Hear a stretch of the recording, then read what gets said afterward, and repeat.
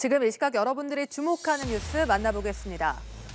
윤석열 정부 정책 방향이 반영된 첫 공공기관 경영평가에서 경영 상태가 더 나빠진 한국전력, 코레일 등 18곳이 낙제점을 받았습니다.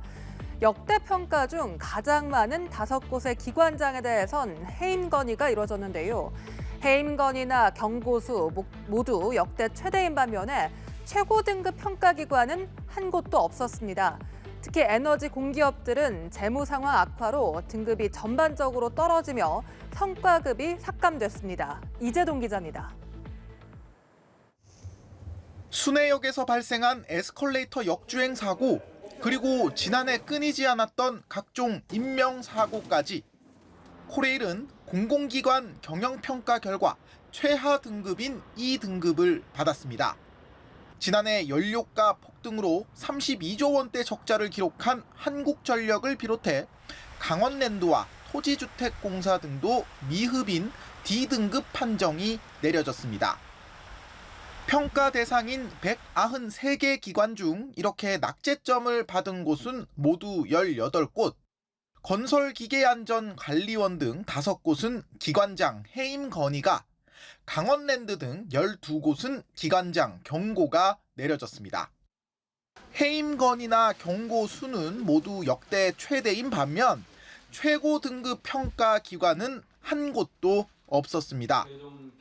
과거의 온정주의 관행에서 벗어나서 공공기관의 실적을 엄격하게 평가하였습니다. 특히 에너지 공기업 12곳은 재무 상황 악화로 등급이 전반적으로 떨어졌습니다. C등급이던 한전은 D등급으로 1년 전 최고 등급을 받은 동서발전은 B로 추락했습니다. 재무 위험이 높은 석탄공사, 가스공사 등은 임원 성과급 전액을, 한전 6개 발전 자회사는 임원 성과급 절반을 삭감했습니다.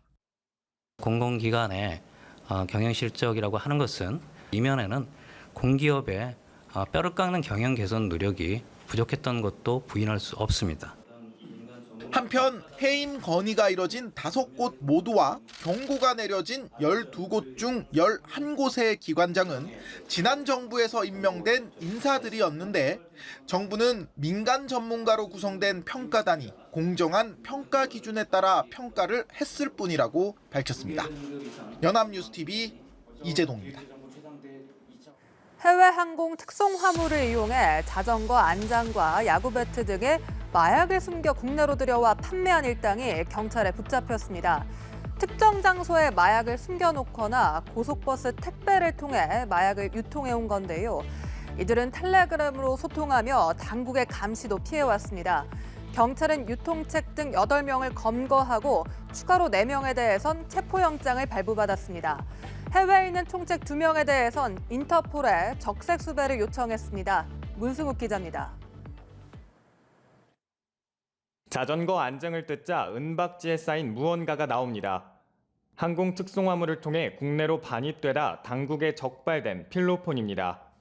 마약 반입을 시도한 일당은 재작년 11월부터 넉 달간 자전거 안장이나 야구 배트에 마약류를 숨겨 국내로 밀반입해왔습니다. 이렇게 국내로 들어온 마약류는 필로폰 7kg과 케타민, 엑스터시 등 3종으로 시가로는 250억 원이 넘습니다. 일당은 단속을 피하기 위해 고속버스 택배를 통해 마약을 유통했습니다. 또 추적이 상대적으로 어려운 텔레그램 메신저를 이용하며 당국의 감시를 피해왔습니다. 경찰은 적발되지 않고 국내로 유통된 마약이 더 있는 것으로 보고 추적에 나섰습니다. 요즘 텔레그램으로 마약류 판매가 되게 기승을 부리고 있는데 실제 특정 텔레그램 채널에서 마약류가 판매되고 있다는 첩보를 입수했습니다. 텔레그램 메신저는 서버가 해외에 있고 보안이 철저해 추적이 쉽지 않습니다. 자동 삭제 기능을 해서 몇 분 만에 없어지게 대화를 끝내고 나서 이런 식으로 설정도 가능해요. 우리나라 같으면 압수수색 영장을 받아서 저장된 내용을 볼 텐데 해외에 있으니까 그게 안 되잖아요. 경찰은 유통책 등 8명을 검거하고 체포되지 않은 4명에 대해선 체포영장을 발부받았습니다. 또 해외에 있는 총책 2명에 대해선 인터폴에 적색 수배를 요청했습니다. 연합뉴스TV 문승욱입니다.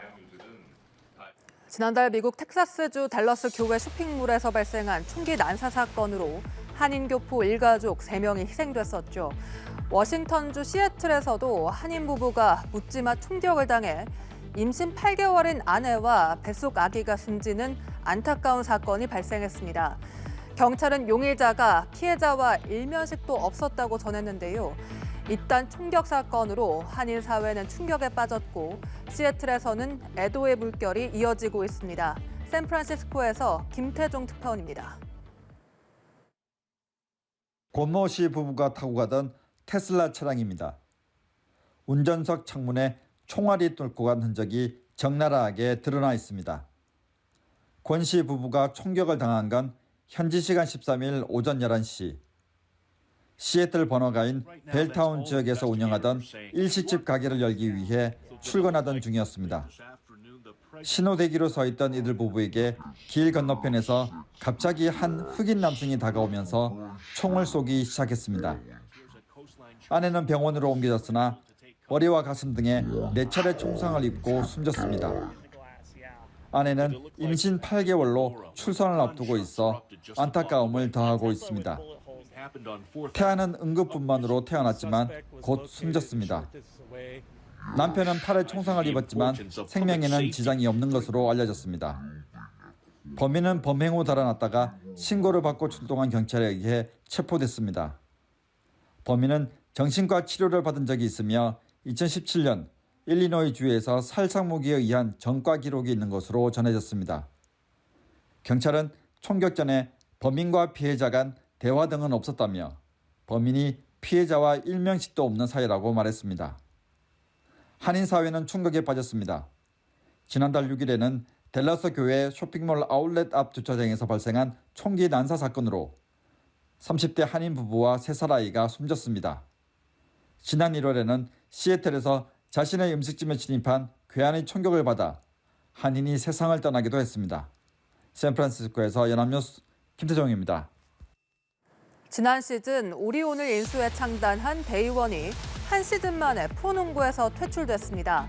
가입비 납부부터 문제를 일으켰던 데이원은 선수단 임금체불 등 번번이 돈 문제를 일으켰는데 결국 공언했던 마지막 시한도 지키지 못했습니다.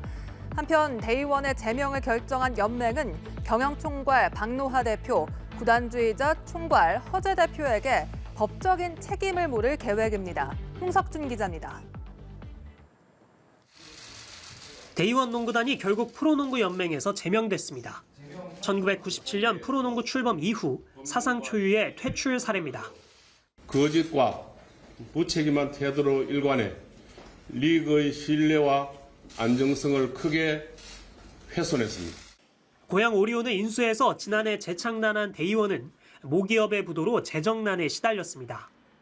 연맹 가입비 납부 기한을 지키지 못해 플레이오프에 불참할 뻔했던 위기에 임금 체불까지 겹쳤지만 선수들은 봄농구 4강 진출로 팬들에게 감동을 안기기도 했습니다. 4개월간 임금을 받지 못했지만 끝까지 희망의 끈을 놓지 않았던 선수들은 법적 대응을 불사하겠다는 입장입니다. 밥 먹는 것도 저희가 이제 사비로 사 먹었고요. 그리고 신발도 사서 신었고요. 예, 지금 생각은 하고 있었고요. 지금 계속 이렇게 돈을 못 받는 상황이니까요. KBL은 연맹이 우선 연봉을 지급하고 부산시와 새로운 인수기업을 물색하겠다며 19단 유지의 뜻을 밝혔는데 최악의 경우 다음 달 데이원 선수를 대상으로 한 특별 드래프트를 실시하겠다고 말했습니다. 이 경우 프로농구는 9구단 체제로 전환됩니다. 연맹은 데이원 수뇌부를 향한 법적인 책임도 물을 예정. 허재 구단주는 연합뉴스TV와의 통화에서 농구 선배로서 선수들에게 미안할 따름이라며 고개를 숙였고 박노하 대표도 입장문을 통해 사죄하며 직위에서 물러나겠다는 뜻을 밝혔습니다. 데이원의 지휘봉을 잡았던 김승기 감독은 선수들과 코칭 스태프에게 미안하다며 19단 체제가 유지됐으면 하는 마음뿐이라고 말했습니다. 연합뉴스TV 홍석준입니다. 올여름 역대급 더위와 폭우가 찾아올까라는 전망 속에 세계 각국은 벌써부터 매서운 폭염의 기세에 신음하고 있습니다. 기상학자들은 아직 6월이 절반 정도밖에 지나지 않았기 때문에 이번 달 평균 기온이 이전 최고 기록에 못 미칠 수도 있지만 이 엘니뇨 현상을 감안하면 올해가 역대 가장 더웠던 해인 지난 2016년보다 뜨거운 한 해가 될 수 있다고 우려했습니다. 정호윤 기자입니다. 해발 2,000m 고지대인 멕시코시티. 폭염에 지친 주민들이 각자의 방식으로 더위와 사투를 벌이고 있습니다. El calor ya es muy intenso. A comparación de otros años se siente mucho más. Y pues las precauciones que, bueno, las que yo tomo, ya me hidrato más. 고통스러운 건 동물도 마찬가지. 기린은 보소로 옮겨졌고 수백 마리의 새가 이상고온으로 먹이를 찾지 못해 집단 폐사했습니다. 이맘때 최고 기온이 평균 24도 안팎이었지만 올해는 40도를 넘나듭니다. Hoy fue un punto alto de 43, más aparte de la sensación térmica. Mañana va a ser también de 42, 43 grados, pero se va a ir prácticamente como se tenía trazado, 10 días. 미국 텍사스주엔 기록적인 고온으로 폭염 경보가 내려졌고 토네이도의 우려 또한 높아졌습니다. 뉴욕타임스는 기후변화의 영향으로 텍사스 지역에 예년보다 훨씬 높은 기온이 나타나는 추세라고 지적했습니다. 태국에선 폭염으로 닭들이 폐사하면서 계란 가격이 수십 년 만에 최고치를 찍었고 늘어나는 전력 소비를 감당하지 못한 베트남은 전기 제품 사용 자제를 촉구하고 발전용 석탄 채굴을 크게 늘리기로 했습니다. 영국 기상청도 열 건강 경보를 다음 주까지 연장하는 등 세계 각국이 역대급 6월 고온에 시달리고 있습니다. 올해는 특히 슈퍼 엘니뇨가 닥칠 것으로 예보됐는데 영국 가디언지는 역사상 가장 뜨거운 해가 될 수 있다고 내다봤습니다. 연합뉴스TV 정호윤입니다.